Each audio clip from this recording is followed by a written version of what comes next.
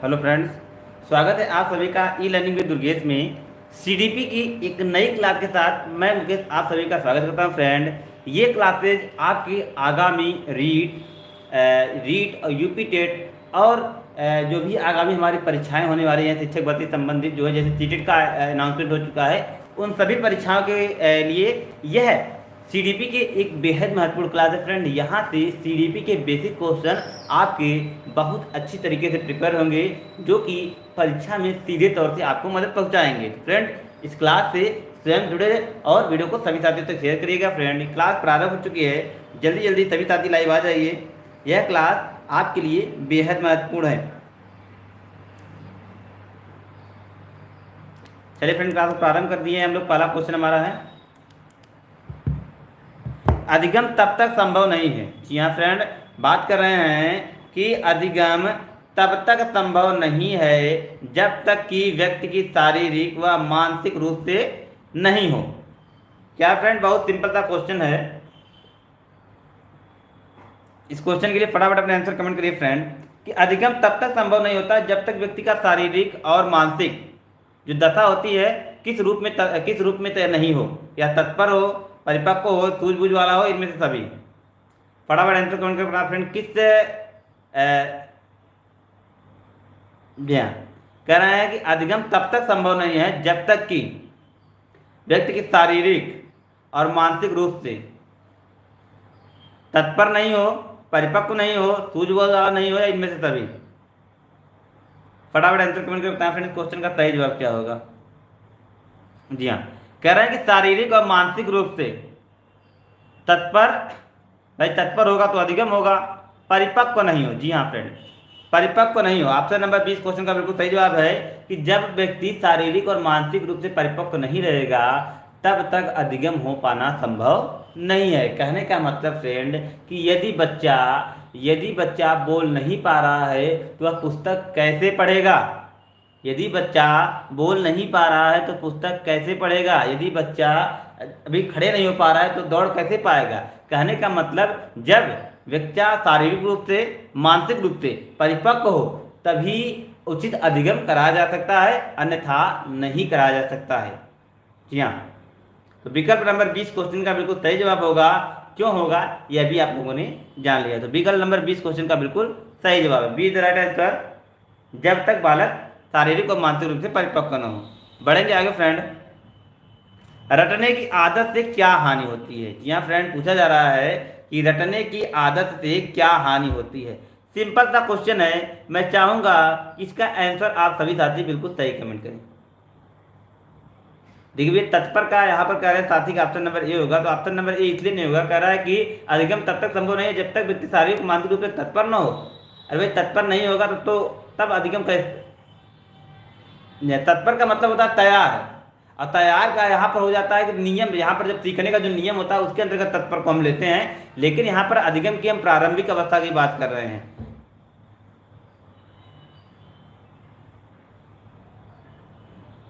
चलिए question number second के लिए आंसर कमेंट करिए कि रटने की आदत से क्या हानि होती है। बुद्धि कुंठित होती है, पाठ्यक्रम के अतिरिक्त और कुछ पढ़ने की रुचि पैदा नहीं होती है, मौलिक चिंतन में बाधा पड़ती है, अगला है व्यक्तित्व का सही विकास नहीं होता है। तो बताइए फ्रेंड, सिंपल सा ये क्वेश्चन है कि रटने की आदत से क्या हानि होती है। हानि के बारे में पूछा जा रहा है। हानियां बहुत सारी होती हैं, लेकिन उचित हानि क्या होती है, उचित हानि क्या होती है। चलिए विकल्प नंबर सी और बी कंफ्यूजन है सभी साथी, तो चलिए क्लियर कर देते हैं। तो विकल्प नंबर सी क्वेश्चन का बिल्कुल सही जवाब है, मौलिक चिंतन में बाधा पड़ती है। कहने का मतलब फ्रेंड कि बालक की जो सोचने समझने की जो मूलभूत शक्ति होती है, जो मौलिक शक्ति होती है, जहां से बालक चिंतन करके, तर्क करके प्रश्नों के जवाब खोजता है, उसमें बाधा उत्पन्न हो जाएगी। जब वो रटेगा तो उसमें जो सृजनात्मकता का गुण है वह विकसित नहीं होगा, अर्थात तो वह मौलिक चिंतन नहीं कर पाएगा।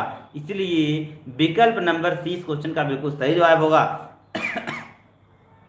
पाठ्यक्रम के अतिरिक्त कुछ और पढ़ने की रुचि पैदा नहीं होगी, हाँ यह भी होगा, लेकिन यहाँ फैक्ट जो है यहाँ पर वह विकल्प नंबर सी है।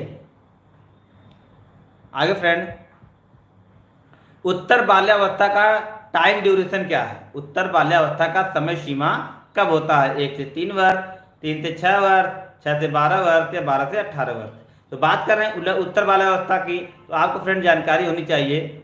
जी हाँ, आपको देखिए जानकारी होनी चाहिए कि शैशवा जो अवस्था का टाइम ड्यूरेशन होता है 0 से 5 वर्ष या 6 वर्ष होता है, ये शैशवा अवस्था के लिए होता है। ठीक है, शैशवा अवस्था के लिए, शैशवा अवस्था। बाल्यावस्था में, बाल्यावस्था के लिए जो पूर्व होता है उसके लिए 6 से 9 और उत्तर के लिए 9 से 12। तो फ्रेंड यहाँ पर पूछा जा रहा है उत्तर के लिए, उत्तर के लिए यहाँ पर जो 12 वाला ऑप्शन होगा इसे होगा, क्योंकि सही विकल्प नहीं दिया है। जो सही होता है एग्जैक्ट होता है 9 से 12। उत्तर बाल्यावस्था की जो टाइम साइन सीमा होती है वो होती है 9 से 12, लेकिन यहाँ पर हमारे विकल्प में 6 से 12 दिया है, तो उसी को हम सही मानेंगे। 6 से 12 इज द राइट आंसर। जो उत्तर बाल्यावस्था का समय सीमा होता है फ्रेंड ये 6 से 12 वर्ष होता है, तो विकल्प नंबर 30 इसलिए इसका बिल्कुल सही जवाब हो जाएगा। और जो एक्चुअल में होता है फ्रेंड होता है 9 से 12, तो विकल्प नंबर सी इसलिए हम इसका बिल्कुल सही जवाब मानेंगे। C is the right answer friend. आप सभी लोग, जो लोग जितने भी साथी क्लास में अभी जुड़ रहे हैं उन सभी का क्लास में फिर से वेलकम है। सभी को राधे राधे, सभी को नमस्कार। जुड़ जाइए फ्रेंड, वीडियो को शेयर कर दीजिएगा। यह वीडियो आपके लिए निश्चित तौर पर मददगार साबित होने वाली है, तो इसी उद्देश्य से आप सभी लोग वीडियो को ज़्यादा से ज़्यादा शेयर करिएगा, सभी साथियों तक पहुँचे। यह उद्देश्य हमारा सभी को लाभ मिले, क्योंकि ये जो सीडीपी का सेक्शन है ये बेहद इंपॉर्टेंट है। यदि आप शिक्षक बनने के लिए इच्छुक हैं तो बाल विकास आपके लिए एक बेहद सब्जेक्ट के रूप में आपके लिए उपयोगी है। तो आपको निश्चित तौर पर इसकी एक अच्छी तैयारी के लिए हमारी क्लास से जुड़ना है और वीडियो को सभी साथियों तक शेयर करना है। आगे बढ़िए friend. The teachers health, most important question है फ्रेंड, काफी बार परीक्षा में पूछ लिया गया है। द टीचर्स हेल्थ नामक पुस्तक को लिखा है फ्रेंडसन, टर्मन, गेट्स या एलिस? फटाक से आंसर कमेंट करके बताया फ्रेंड, द टीचर हेल्थ नामक पुस्तक को किसने लिखा है? बहुत ही बढ़िया क्वेश्चन है फ्रेंड, जल्दी से आंसर कमेंट सेक्शन में टाइप करिए। द टीचर गेट्स को किसने लिखा है? चलिए विकल्प नंबर ए और बी, कुछ लोग ए कमेंट कर रहे हैं, कुछ लोग बी कमेंट कर रहे हैं, और भी सभी साथी आंसर कमेंट करके बताया फ्रेंड इस क्वेश्चन का सही जवाब क्या है। द टीचर्स हेल्थ नामक पुस्तक को किसने लिखा है? फटाफट आंसर कमेंट करके बताएं, जल्दी से आंसर कमेंट करके बताएं फ्रेंड। चलिए बी बी बी बी, ज्यादातर जो आंसर आ रहा है फ्रेंड बी आ रहे हैं, जो कि गलत है। इसका मेंटल एबिलिटी को लिखा है, मेंटल एबिलिटी को लिखा है टर्मन ने। द टीचर्स हेल्थ को लिखा है फ्रेंड फ्रैंकमैन ने। जी हाँ, फ्रैंकमैन ने लिखा है द टीचर्स हेल्थ को। विकल्प नंबर ए इसलिए इसका बिल्कुल सही जवाब होगा। विकल्प नंबर ए इस क्वेश्चन का बिल्कुल सही जवाब होगा। द टीचर्स हेल्थ मतलब शिक्षक की मानसिक अवस्था या शिक्षक का स्वास्थ्य नामक पुस्तक को जो लिखा है फ्रेंड, इनका नाम है फ्रैंकसन। विकल्प नंबर 30 क्वेश्चन के लिए बिल्कुल सही जवाब है। सॉरी, विकल्प नंबर ए इस क्वेश्चन के लिए बिल्कुल सही जवाब है। फ्रैंकसन इज द राइट आंसर। वह कौन सा स्थान है फ्रेंड जहां बच्चे का संज्ञानात्मक विकास सबसे अच्छे तरीके से परिभाषित किया जा सकता है? बेहद इंपॉर्टेंट क्वेश्चन है फ्रेंड, इस पे तो स्टार लगा लीजिएगा, यह पेपर में निश्चित तौर पे पूछा जाएगा। वह कौन सा स्थान है जहां पर बच्चे का संज्ञानात्मक विकास सबसे बेहतर तरीके से परिभाषित किया जा सकता है? मैं चाहूंगा कि सभी साथियों के जवाब बिल्कुल सही हों। सभागार, घर, खेल या पर्यावरण, खेल का वातावरण, खेल का मैदान, विद्यालय एवं पर्यावरण। बहुत बढ़िया, आंसर आने प्रारंभ हो चुके हैं। जल्दी जल्दी सभी साथी फटाफट आंसर कमेंट करके बताएं इस क्वेश्चन के लिए सही विकल्प क्या है। वह कौन सा स्थान है जहां बच्चे का संज्ञानात्मक विकास सबसे बेहतर तरीके से परिभाषित होता है? बहुत बढ़िया, आंसर आने सभी साथियों के लगभग प्रारंभ हो चुके हैं, और करीब करीब जो भी आंसर मैं देख पा रहा हूं लगभग सही आ रहे हैं। बिल्कुल, विकल्प number D the right answer, विद्यालय एवं कक्षा का पर्यावरण। जी हाँ फ्रेंड, विद्यालय व कक्षा का पर्यावरण एक ऐसा स्थान है जहां पर बच्चे का संज्ञानात्मक विकास, जी हाँ फ्रेंड बात हो रही है संज्ञानात्मक विकास की, जिसमें बालक में सूझबूझ और समझ का भाव उत्पन्न होता है। ऐसा विकास बालक का सर्वप्रथम विद्यालय व कक्षा के पर्यावरण में ही अच्छे तरीके से परिभाषित किया जा सकता है। इसलिए विकल्प नंबर डी क्वेश्चन का बिल्कुल सही और सिंपल सा आंसर है। अगला क्वेश्चन है फ्रेंड, शिक्षा जीवन में शिक्षा का कार्य है। यहाँ फ्रेंड बिल्कुल सिंपल सा क्वेश्चन है, आई होप सभी साथी आसानी से इसका बिल्कुल जवाब देंगे अच्छे से। अंतर्राष्ट्रीय समझौते करना, बिल्कुल गलत। शिक्षा का जो कह रहे हैं, बात कर रहे हैं कि शिक्षा जीवन में शिक्षा का कार्य क्या है? क्या अंतर्राष्ट्रीय समझौते कराना, अंतर्राष्ट्रीय तनाव बनाए रखना, संयुक्त एकता का विकास करना या राष्ट्रीय एकता का विकास करना? 4 विकल्प है फ्रेंड, बिल्कुल सिंपल से विकल्प हैं, सीधे साधे विकल्प हैं। आपको सिंपल सा आंसर कमेंट करके बताना इस क्वेश्चन के लिए सही जवाब क्या होंगे, जल्दी से बताइए। अंतर्राष्ट्रीय समझौते मायने नहीं रखते, उसके लिए और भी लोग होते हैं। एक व्यक्तिगत जीवन में शिक्षा के महत्व को पूछा जा रहा है। अंतर्राष्ट्रीय तनाव तो बना ही रखना है, तनाव को दूर करना है, यह कर सकते हैं, तो ये भी बिल्कुल गलत हो गया। राष्ट्रीय एकता को बनाए रखना, संयुक्त एकता को बनाए रखना, ये 2 ऑप्शन आपके सामने, इन्हीं दोनों में से एक ऑप्शन आपका सही है। कमेंट करके बताइए कौन सा विकल्प आप लोगों का सही है, कमेंट करके बताएं फ्रेंड। इस क्वेश्चन का सही जवाब क्या होगा। 50-50 हो गया है, सी और डी में से एक विकल्प सही है, आपको कमेंट करके बताना है कौन सा विकल्प सही है। चलिए फिलहाल हम इसको देख लेते हैं कि टर्मन ही आया है, ठीक है। द टीचर्स हेल्थ को हम भी एक बार थोड़ा सा बुक वगैरह में इसको क्लियर करेंगे, तो हो सकता है कन्फ्यूजन हो गया हो, तो हम भी एक बार बुक में इसको थोड़ा सा सर्च करेंगे, उसके बाद फिर इससे अगले क्लास में आपसे डिस्कस करेंगे कि क्या टर्मन ही है, क्या फ्रेंड्स मैन नहीं है, तो उसके बारे में कल क्लास में डिस्कस करेंगे। हो सकता है कुछ प्रॉब्लम हो गई हो। चलिए बिल्कुल बिल्कुल सी द राइट आंसर, संयुक्त एकता विकास करना। जी हाँ, संयुक्त एकता का विकास करना। कहने का मतलब फ्रेंड, व्यक्तिगत तौर पर यदि शिक्षा के महत्व को देखा जाए तो संयुक्त रूप से एकता का विकास करना, मतलब जिस वातावरण में आप हैं, राष्ट्र की बात छोड़ दीजिए, जिस वातावरण में व्यक्ति निवास कर रहा है उस वातावरण में एकता को बनाए रखे, आपसी प्रेम सौहार्द को बनाए रखे, आपसी समझ को बनाए रखे, यही सिखाता है शिक्षा हमें। तो विकल्प नंबर सी इसलिए इसका बिल्कुल सही जवाब हो जाएगा। C the right answer friend, C इस क्वेश्चन का बिल्कुल सही आंसर है। आगे चलिए, अगला क्वेश्चन है शिक्षा है। शिक्षा है क्या है फ्रेंड, एक सामान्य प्रक्रिया, एक सामान्य प्रक्रिया, एक सामान्य विधि, जीवन पर्यंत चलने वाली प्रक्रिया, विद्यालय ज्ञान तक सीमित प्रक्रिया। तो ये क्वेश्चन मैं चाहूंगा सभी साथी इसका बिल्कुल सही आंसर करें, क्योंकि अब तक का ये सबसे सिंपल क्वेश्चन है। मैं चाहूंगा कि जितने भी साथी लाइव हैं सभी के आंसर इस क्वेश्चन के लिए बिल्कुल सही है। शिक्षा क्या है फ्रेंड, शिक्षा क्या है, एक सामान्य प्रक्रिया है, एक सामान्य विधि है, एक जीवन पर्यंत चलने वाली प्रक्रिया है, या विद्यालय ज्ञान तक सीमित प्रक्रिया है। देखिए फ्रेंड, शिक्षा का आशय 2 शब्दों में लिए, 2 अर्थों में लिया जाता है। एक जो विद्यालय ज्ञान तक सीमित होता है, एक जो समाज के द्वारा मिलता है। तो फ्रेंड, विद्यालय द्वारा जो है एक सीमित समय तक शिक्षा प्राप्त होती है, लेकिन वातावरण से व्यक्ति हमेशा कुछ न कुछ ग्रहण करता रहता है, जिसको भी शिक्षा का ही रूप दिया जाता है। इसीलिए फ्रेंड, जब तक व्यक्ति का अस्तित्व इस पृथ्वी पर है तब तक वह कुछ न कुछ शिक्षा ग्रहण करता रहता है, न या तो वह परिवार से जुड़ा है तो परिवार से, समाज से, जिस भी वातावरण में है वहाँ पे कुछ न कुछ वह शिक्षा ग्रहण करता रहता है। इसीलिए शिक्षा एक जीवन पर्यंत चलने वाली प्रक्रिया है। विकल्प नंबर सी के साथ चलेंगे, सी हमारा बिल्कुल सही जवाब है। सी द राइट आंसर, शिक्षा जीवन पर्यंत चलने वाली प्रक्रिया है। मानसिक विकास के लिए यहाँ फ्रेंड पूछा जा रहा है, इसको थोड़ा सा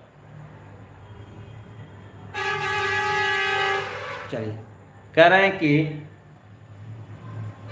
मानसिक विकास के लिए अध्यापक का कार्य है बालकों को सीखने के पूरे अवसर प्रदान करें, छात्र छात्राओं के शारीरिक स्वास्थ्य की ओर पूरा ध्यान दें, व्यक्तिगत भेदों की ओर ध्यान देते हुए उसके लिए समुचित वातावरण की व्यवस्था करें, उपयुक्त सभी। बिल्कुल सिंपल सा क्वेश्चन है फ्रेंड, फटाक से आंसर कमेंट कर दिए फ्रेंड कि मानसिक विकास के लिए अध्यापक का कार्य क्या होना चाहिए, जल्दी से बताइए। बहुत सिंपल सा क्वेश्चन है। देखिए भाई, उसको सीखने के पूरे अवसर प्रदान करना चाहिए, बिल्कुल सही है भाई। जब तक आप अवसर प्रदान नहीं करेंगे तब तक उसकी मानसिक योग्यता की जांच कैसे होगी, वह बच्चा की मानसिक योग्यता क्या है, क्या क्या चीज़ें वह सीखना चाहता है, क्या क्या चीज़ें वह जानना चाहता है। छात्रों के शारीरिक स्वास्थ्य को पूरा ध्यान दें, बिल्कुल। जब तक शारीरिक और मानसिक स्वास्थ्य बराबर नहीं रहेगा तब तक बच्चा कुछ सीखने और समझने के योग्य नहीं होगा। तो यह भी बिल्कुल सही है। व्यक्तिगत भेदों की ओर ध्यान न देते हुए उसे समुचित, जी हाँ, फिर यह भी बिल्कुल इंपॉर्टेंट है कि जब तक बच्चे को आप समुचित वातावरण नहीं देंगे तब तक उसके सीखने और ग्रहण करने की क्षमता में वृद्धि नहीं होगी। इसलिए विकल्प नंबर डी के साथ चलेंगे, उपयुक्त सभी इसका बिल्कुल सही जवाब है। उपयुक्त सभी इसका बिल्कुल सही जवाब है। D is the right answer, D इस क्वेश्चन का बिल्कुल सही विकल्प है। बिल्कुल फ्रेंड, ये आपको सुपर टेट के लिए ये क्लास आपको हेल्प करेगी, क्योंकि ऐसे क्वेश्चन आपके सुपर टेट में भी पूछे जाएंगे, इससे इतर नहीं पूछे जाएंगे। इसलिए फ्रेंड आपके class super TET, UP TET, REET, MP TET, उन सभी परीक्षाओं के लिए बेहद इंपॉर्टेंट है। साथ ही साथ DSSS, KVS, जितने भी आपकी शिक्षक भर्ती संबंधित परीक्षाएं होती हैं, यदि CDP पूछा जाता है, उन सभी परीक्षाओं, भर्ती परीक्षाओं के लिए यह क्लास आपकी बेहद इंपॉर्टेंट है। आगे फ्रेंड, जब बालक अपनी असफलताओं के दोष को किसी और के ऊपर लादने की कोशिश करके अपने तनाव को कम करने का प्रयास करता है तो यह विधि क्या कहलाती है? रचनात्मक समायोजन, मानसिक मनोरचना है, स्थापन समायोजन, या इनमें से सभी? क्या फ्रेंड, सिंपल सी बात है, कोई बच्चा यदि असफल हो जा रहा है और किसी और के ऊपर लादने की कोशिश कर रहा है, को तनाव किसी और ऊपर लादने के बाद तनाव कम करने का प्रयास करता है, तो वह कौन सी विधि कहलाती है? उस विधि को क्या कहते हैं?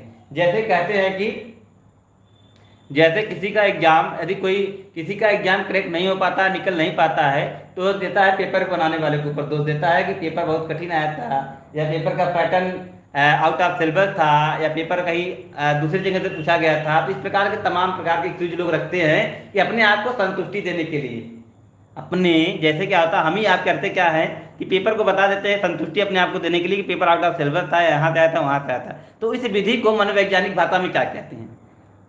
आपसे हमसे जुड़ा हुआ क्वेश्चन है, जानना बेहद जरूरी है, क्योंकि बहुत सारे रीजन में जिस कार्य को हम नहीं कर पाते हैं, जैसे एक प्रचलित कहावत है, आप सभी लोग जानते होंगे, सुनते होंगे, चित परिचित होंगे कि नाच न जाने आंगन टेढ़ा। जी हाँ फ्रेंड, नाच न जाने आंगन टेढ़ा। कहने का मतलब, जब आपको नाचना ही नहीं आता तो आप तमाम तरह की बताते हैं कि ऐसा है वैसा है, इस तमाम व्यवस्थाएं आप बताते हैं। तो उसी प्रकार के जो उसको मनोवैज्ञानिक भाषा में क्या कहते हैं, यही आपको बताना है।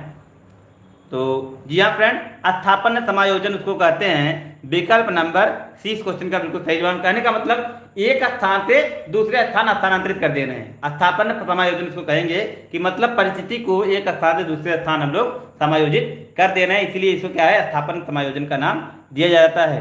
जानते रहिएगा फ्रेंड, विकल्प नंबर सी इस क्वेश्चन का बिल्कुल सही जवाब है। C the right answer friend, C इस क्वेश्चन का बिल्कुल सही जवाब है। अगला, बच्चों का स्वभाव होता है फ्रेंड, नेक्स्ट क्वेश्चन के लिए अपने आंसर कमेंट करें फ्रेंड। बच्चों का स्वभाव होता है माता के अनुकूल, पिता के अनुकूल, दोनों के अनुकूल या अपने मित्र के अनुकूल? तो बताइए फ्रेंड, कमेंट करके बताइए कि बच्चों का स्वभाव कैसा होता है। क्या माता के अनुकूल होता है, क्या पिता के अनुकूल होता है, या दोनों के अनुकूल होता है, अपने मित्र के अनुकूल होता है? जल्दी से बताइए आप सभी के। जी हाँ बिल्कुल, CDP की क्लास आज से प्रारंभ हुई है। CDP की क्लास जो है आज से प्रारंभ हुई है। अब ये क्लास प्रतिदिन आपको ई-लर्निंग विद दुर्गेश के YouTube चैनल से मिलेंगी। तो जिन साथियों ने चैनल को सब्सक्राइब नहीं किया है वह चैनल को सब्सक्राइब कर लेंगे और बेल आइकन को दबा देंगे। और ज़्यादा जानकारी के लिए आप टेलीग्राम ऐप इंस्टॉल करिए, उस पर बिना स्पेस दिए दुर्गेश पर सर्च कर ई-लर्निंग विद दुर्गेश का जुड़ जाइए। समस्त क्लास के वीडियो, PDF नोट्स और क्लास के टाइमिंग, सारी चीज़ें वहाँ से आपको एक स्थान से प्रोवाइड करा दी जाएंगी, तो आप वहाँ से जो है सारी चीज़ें प्राप्त कर सकते हैं। तो बताइए फ्रेंड, इस क्वेश्चन का सही जवाब क्या है कि बच्चों का स्वभाव कैसा होता है? तो बच्चों का स्वभाव कैसा होता है फ्रेंड, जल्दी से बताइए। जी बिल्कुल बिल्कुल फ्रेंड, बच्चों का जो स्वभाव होता है, विकल्प नंबर 30 क्वेश्चन का बिल्कुल सही जवाब है कि दोनों के अनुकूल होता है। जी हाँ, माता और पिता दोनों के स्वभाव के अनुकूल होता है बच्चों का स्वभाव, इसलिए विकल्प नंबर 30 क्वेश्चन का बिल्कुल सही जवाब। क्योंकि जब बच्चे का सामाजिकरण का विकास प्रारंभ होता है तो परिवार से प्रारंभ होता है। परिवार में माता और पिता का प्रभाव बच्चे में सबसे ज्यादा पड़ता है, इसलिए वह स्वभाव में उसके माता और पिता के गुण सबसे ज्यादा आते हैं। तो विकल्प नंबर 30 क्वेश्चन का बिल्कुल सही जवाब है। आगे बढ़िए फ्रेंड, गीजू भाई। जी हाँ फ्रेंड, गीजू भाई को किस उपनाम से जाना जाता है? गीजू भाई को किस उपनाम से जाना जाता है? तो गीजू भाई फ्रेंड, गीजू भाई का पूरा नाम गीजू भाई बधेका है।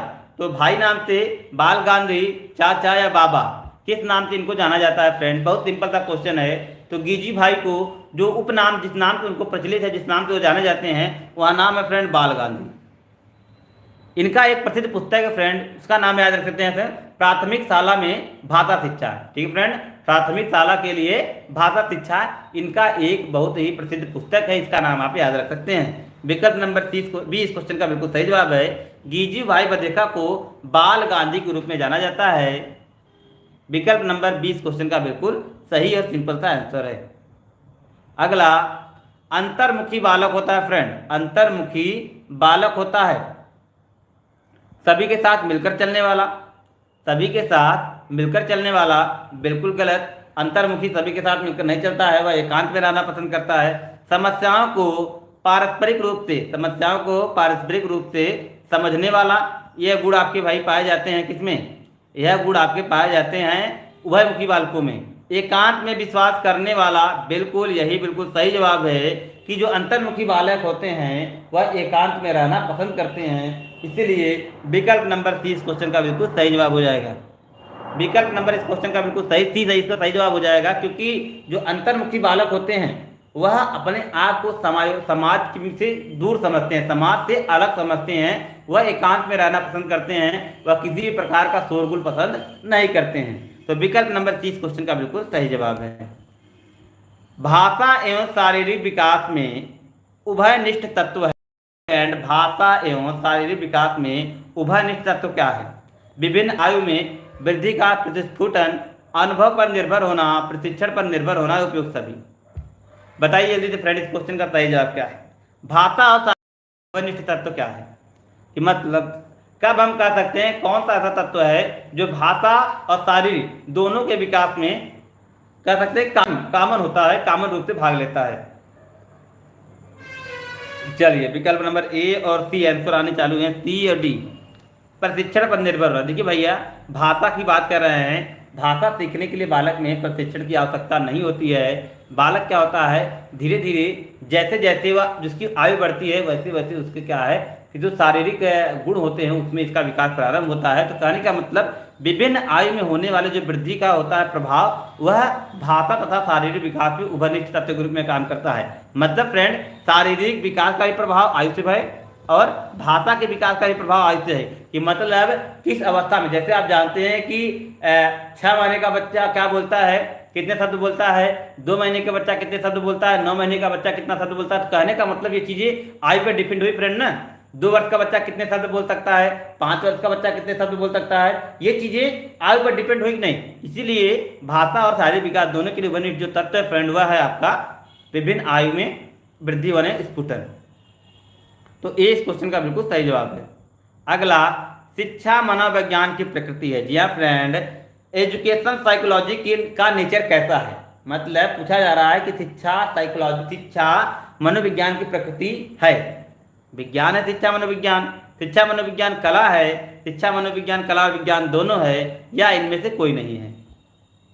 यह तो फ्रेंड बिल्कुल एकदम हलवा वाला क्वेश्चन है, एकदम हलवा वाला क्वेश्चन है। जल्दी जल्दी ऑप्शन नंबर सी को टाइप करिए, क्योंकि शिक्षा और मनोविज्ञान कला और विज्ञान दोनों है।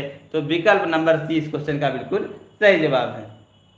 C the right answer friend कि शिक्षा मनोविज्ञान विज्ञान भी है, साथ ही साथ इसमें कला के भी अंश हैं, कला का भी पार्ट इसमें जोड़ा गया है, इसलिए यह दोनों का सम्मिलित रूप है। विकल्प नंबर सी इसलिए इस क्वेश्चन का बिल्कुल सही जवाब है। आगे बढ़िए फ्रेंड, शिक्षा को मनुष्य संपूर्ण समाज का निर्माण करना चाहिए। शिक्षा को मनुष्य और संपूर्ण समाज का निर्माण करना चाहिए। फिर शिक्षा के संदर्भ में प्रसिद्ध यह परिभाषा किस मनोवैज्ञानिक की है? शिक्षा को मनुष्य और संपूर्ण समाज का निर्माण करना चाहिए। महात्मा गांधी, डॉक्टर राधाकृष्णन, कुप्पुस्वामी या डगलस? किसने कहा है फ्रेंड कि शिक्षा को मनुष्य और संपूर्ण समाज का निर्माण करना चाहिए? फटाफट आंसर कमेंट करके बताओ फ्रेंड इस क्वेश्चन का सही जवाब क्या है, जल्दी से बताइए। चलिए बी आंसर नंबर बी आने प्रारंभ चुके हैं। बिल्कुल बी वाले साथियों के जवाब सही हैं। डॉक्टर राधाकृष्णन का यह कथन है कि शिक्षा को मनुष्य और संपूर्ण समाज का निर्माण करना चाहिए। तो विकल्प नंबर 20 क्वेश्चन का बिल्कुल सही जवाब है। अगला क्वेश्चन है, बाल्यावस्था की प्रमुख विशेषता नहीं है? प्रबल जिज्ञासा की प्रवृत्ति, अनुकरण की प्रवृत्ति, अंतर्मुखी व्यक्तित्व, संचय की प्रवृत्ति। तो बिल्कुल सिंपल क्वेश्चन है फ्रेंड, आसानी से आप इसका जवाब दे सकते हैं। बेहद सिंपल क्वेश्चन है फ्रेंड, जल्दी से आंसर कमेंट करिए। देखिए प्रबल जिज्ञासा की प्रवृत्ति होती है, यह बिल्कुल सही है। अनुकरण की भी प्रवृत्ति पाई जाती है, यह भी बिल्कुल सही है। संचय की प्रवृत्ति का मतलब फ्रेंड चीजों को इकट्ठा करने की प्रवृत्ति भी पाई जाती है। जैसे क्या होता है कि इस अवस्था में आप जानते हैं कि बालक खिलौनों को इकट्ठा करने की प्रवृत्ति पाई जाती है। खिलौने हो गए, कंचे हो गए, जो भी चीजें वह पाता है उसको इकट्ठा करता है। तो कहने का मतलब संचय की प्रवृत्ति पे आ जाती है। अनुकरण की तो रहती है, मतलब खोज करने की प्रवृत्ति। यह उसके बाद प्रबल जिज्ञासा, मतलब ये कि ये चीजें कैसे होती है, क्यों कोई चीज क्यों होता है, यह चीज जानने की क्षमता उनके अंदर बराबर बनी रहती है। इसका मतलब जो नहीं होता फ्रेंड वह अंतर्मुखी व्यक्तित्व। यह किशोरावस्था की विशेषता है, न कि बाल्यावस्था की। तो विकल्प नंबर सी इस क्वेश्चन का बिल्कुल सही जवाब है। अगला, शिक्षा मनोविज्ञान केंद्र है। शिक्षा मनोविज्ञान का केंद्र है बालक का, शिक्षक का, पाठ्यक्रम का या पुस्तक का। बिल्कुल सिंपल क्वेश्चन है फ्रेंड। वर्तमान समय में, जी हाँ फ्रेंड, वर्तमान समय में शिक्षा मनोविज्ञान का जो सेंटर्ड है, जो सेंटर्ड है वह चाइल्ड सेंटर्ड है। कहने का मतलब फ्रेंड बालक आधारित, जी हाँ फ्रेंड, बालक आधारित इस समय शिक्षा मनोविज्ञान हो गया है। इसलिए विकल्प नंबर ए इस क्वेश्चन का बिल्कुल सही जवाब है। शिक्षा मनोविज्ञान का जो केंद्र है फ्रेंड वह बालक है। बालक के शारीरिक, मानसिक, नैतिक, अन्य सभी चीजों को दृष्टिकोण में रखकर, ध्यान में रखकर ही इस समय वास्तविक समाज में, वर्तमान समाज में एक शिक्षा का ताना बाना बुना जाता है। तो विकल्प नंबर ए इस क्वेश्चन का बिल्कुल सही जवाब है। अगला, कक्षा नियंत्रण की सर्वोत्तम विधि है फ्रेंड। कक्षा नियंत्रण की सर्वोत्तम विधि क्या है? प्रभुत्ववादी उपागम, प्रजातांत्रिक उपागम, छात्रों के दुर्व्यवहार को व्यस्तता से कम करने का उपाय, निष्पक्ष रूप से विद्यालयों के अनुपालन की बाध्यता। तो बताएं फ्रेंड, कक्षा नियंत्रण की सर्वोत्तम विधि क्या है? बिल्कुल सिंपल का क्वेश्चन यह भी है फ्रेंड। आसानी से आप इसका जवाब दे पाएंगे क्योंकि आप सभी लोग इस प्रकार के कार्य से प्रचलित हैं। तो जल्दी से आंसर कमेंट करके बताएं फ्रेंड, इस क्वेश्चन का सही जवाब क्या है?